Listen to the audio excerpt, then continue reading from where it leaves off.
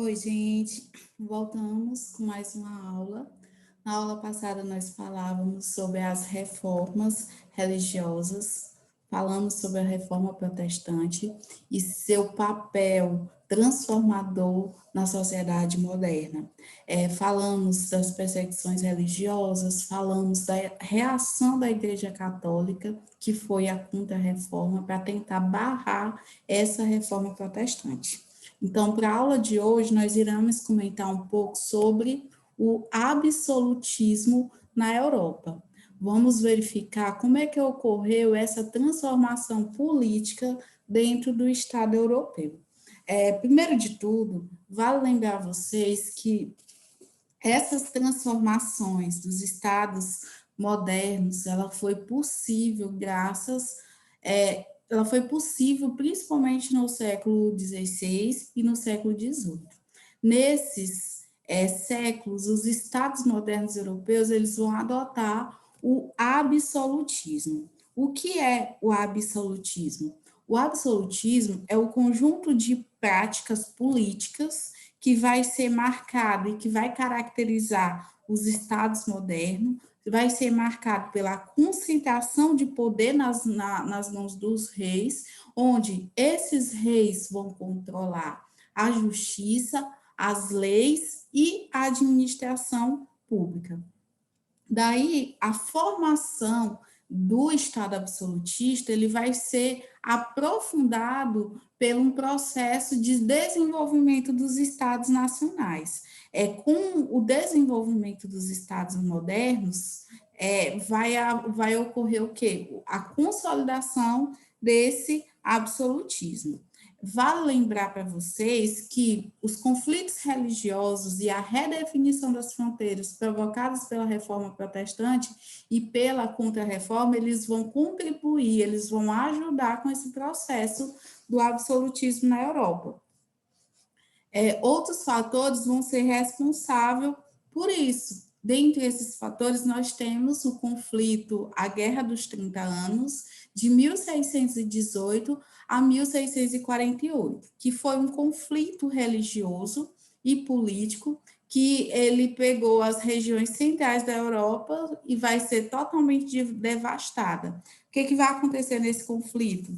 Esse conflito ele reuniu protestantes de um lado, que era a Suécia, a Holanda, a Dinamarca, que era uma coligação e também por uma coligação de principados alemães, que vão se rebelar contra a autoridade do imperador austríaco do Império Romano Germânico.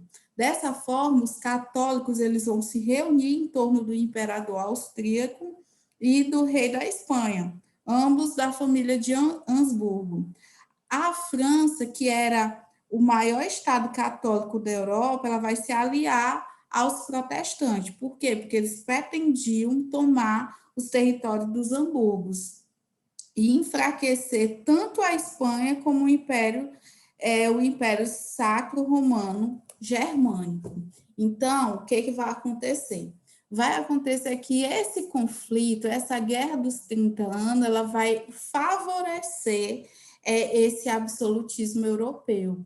E esse conflito ele vai ter seu fim por meio do Tratado da Paz de Westfália, que vai consolidar a ideia da razão dos Estados. O que é essa ideia de razão dos Estados? Ela parte do princípio que o interesse estatal ele ganha prioridade frente aos interesses e valores religiosos. Então, os estados, eles passaram o quê? Passaram a ser soberanos sobre os seus territórios. Não era a igreja que ia ditar o que eles iriam fazer, e sim que o Estado ele tinha autonomia de decidir quais eram as melhores leis, qual a melhor forma de administrar, sem a interferência da igreja. Por esse motivo, surge esse conceito de razão do Estado. O Estado ele tem prioridade frente aos valores religiosos daquela época. Então, daí vai surgir o quê? Vai surgir o pensamento político. E esse pensamento político ele vai girar em torno, principalmente, de Nicolau Maquiavel e Thomas Hobbes, que vai ser os principais teóricos que o nosso livro didático ele traz. Quem será Nicolau Maquiavel? Nicolau Maquiavel ele tem como sua principal obra O Príncipe. E nessa obra ele cria um manual explicativo de como um estadista deveria proceder para conquistar e manter o seu poder. Então, Maquiavel, ele considerava que o ideal era ser amado e temido por seus súditos. Todavia, caso não fosse possível aliar esses dois conceitos de ser amado e de ser temido, era preferível ser temido, em razão da natureza má e oportunista dos seres humanos. Então, é melhor ser temido do que ser amado para Maquiavel.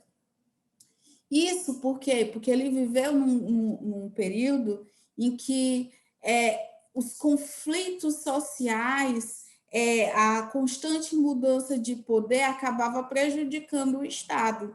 Então, por esse motivo, ele partiu desse conceito que era melhor ser temido do que ser amado. Já, se não pudesse, o ideal era ser os dois, temido e amado, mas se não pudesse, era preferível ser temido, porque o ser humano é oportunista, então ele espera o melhor momento para atacar. E quando você é temido, ele pensa duas vezes em fazer esse tipo de ataque. Thomas Hobbes, sua principal obra vai ser o Leviatã. Em o Leviatã, ele afirmava que a autoridade do rei ela era advinda de um contrato social firmado entre ele e os seus súditos. Hobbes colocava que a natureza humana era egoísta e cruel, então era necessário que houvesse esse contrato social onde os súditos davam poder soberano ao rei. Então, partindo daí, nós temos a influência desse pensamento político sobre o absolutismo da época, e nós temos os regimes absolutistas. Dentre os regimes absolutistas, nós temos o regime da França. A França, o poder dos reis na França, ele foi fortalecido principalmente em decorrência da Guerra dos 100 Anos, devido à formação de um exército forte, regular, e também devido à arrecadação de impostos permanentes, que ajudou a manter esses exércitos e a consolidar o poder francês. Entretanto, a crise no reino francês, em virtude de guerras civis e religiosas e um aparelho administrativo ineficiente, fez com que fosse necessário reorganizar o Estado francês. Então, o que vai acontecer? Nesse período, o cardeal Armand de Richelieu ele vai praticar uma política em que priorizava-se o fortalecimento da monarquia do Estado francês, combatendo com isso os poderes locais, que ainda tinham forte influência na província da França, e enfraqueceu o sistema de poder local e consolidou a monarquia absolutista na França. Ou seja, para ele conseguir chegar ao seu objetivo, era necessário o quê? Era necessário diminuir o poder local e fortalecer a monarquia absoluta francesa. O que é a monarquia? O que é o absolutismo? É o que? A consolidação do poder nas mãos de um soberano, nas mãos de um rei. Daí, a sociedade francesa, no antigo regime, ela vai ser dividida da seguinte forma: em primeiro estado, segundo estado e terceiro estado. O primeiro estado ele era composto pelo clero e pelo baixo clero, e eles não pagavam impostos. Já o segundo estado, ele era composto pela nobreza francesa, e era o que gerava mais custos ao Estado. Ou seja, além do Estado sustentar a igreja, ele também tinha que sustentar esses nobres. E esses nobres também não pagavam impostos. O terceiro estado era a camada mais numerosa, era a alta e a baixa burguesia, eram as camadas populares urbanas e o campesinato, e eles eram obrigados a pagar impostos. Então, a sociedade francesa do antigo regime, ela acabava o quê? O terceiro estado, ele acabava sustentando tanto o primeiro como o segundo estado. Ou seja, o terceiro estado, ele sustentava o clero e a nobreza. Com o passar, nós vamos verificar como era o absolutismo em Portugal. O absolutismo em Portugal ele vai ganhar força a partir do século XV, quando Dom João ele vai assumir o trono e ele vai reforçar a centralização do poder em suas mãos. Com isso, ele vai investir principalmente na conquista de territórios coloniais e no controle de rotas comerciais de especiaria com o Oriente. Isso vai contribuir para o mercantilismo português fosse cada vez mais comercialista. Vai existir uma pequena produção de manufaturas, onde ele vai produzir e vai tentar vender principalmente para as suas colônias. O reino português entrou em decadência econômica, tornando-se dependente de outras colônias. É o caso do Brasil.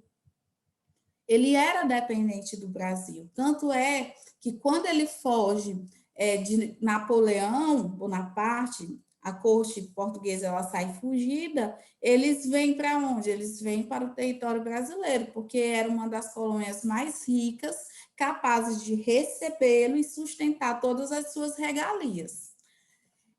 Em relação ao absolutismo espanhol, a coroa espanhola ela deu grande incentivo financeiro à expansão marítima e investiu também na colonização de territórios cada mais distantes, como lá na América Central, onde eles dominaram as regiões onde se desenvolveram as culturas astecas, maias e inca. E ele fortaleceu o absolutismo espanhol por meio de quê? Por meio do metalismo. O poder e a prosperidade econômica de um Estado se mediam pela quantidade de metais preciosos acumulados. E essa acumulação de metais preciosos só foi possível graças à colonização e exploração das colônias pré-colombianas. Com isso, nós vamos ver como é que ocorreu a evolução política da monarquia inglesa, ou seja, o absolutismo inglês. A monarquia feudal era mais centralizada nas regiões continentais. A tradição militar ela vai contribuir para a constituição de uma nobreza fiel ao chefe militar, personificado na figura do rei. Com isso, eles vão limitar a autoridade do rei por meio da Magna Carta. O que é essa Magna Carta? É uma constituição. A Guerra dos 100 Anos ela vai provocar o enfraquecimento dessa nobreza feudal e ela vai desestruturar o poder monárquico. E a Guerra das Duas Rosas vai ser a disputa de poder entre duas famílias, os Lancaster e os Yorks, pelo domínio desse poder. Com isso, a Rainha Elizabeth e a navegação inglesa elas se tornam bastante importantes. Durante o governo da Rainha Elizabeth I, o Estado absolutista inglês ele estava estabilizado, possibilitando com isso a utilização de um crescente poderio econômico e naval para disputar áreas coloniais com a Espanha. Durante o reinado de Elizabeth I, a Inglaterra ela conseguiu ter a maior esquadra naval, ela se tornou a Senhora dos Mares, onde nenhum território ele queria combater com a Inglaterra nos mares. As manufaturas inglesas se desenvolveram rapidamente, principalmente em relação à fabricação de tecidos. E a burguesia ela acabou o quê? Enriquecendo e apoiando a monarquia, que retribuiu por meio de incentivos e a segurança para os seus negócios mercantis. O que acontece? Essa aliança entre o Estado e a nobreza, ela é muito importante.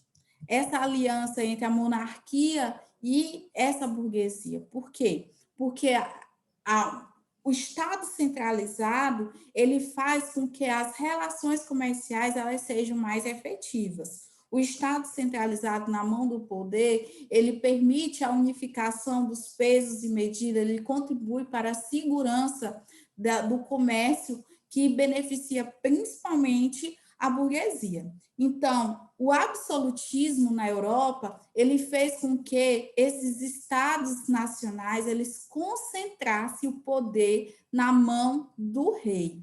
E essa concentração do poder nas mãos do rei, ela foi possível graças à influência do pensamento político que influenciaram por meio de obras como O Príncipe, o Leviatã, por meio de autores como Nicolau Maquiavel e Thomas Hobbes, entre tantos outros que vão influenciar o pensamento político da época. Então, esse foi o tema absolutismo europeu. Então, até a próxima aula, gente.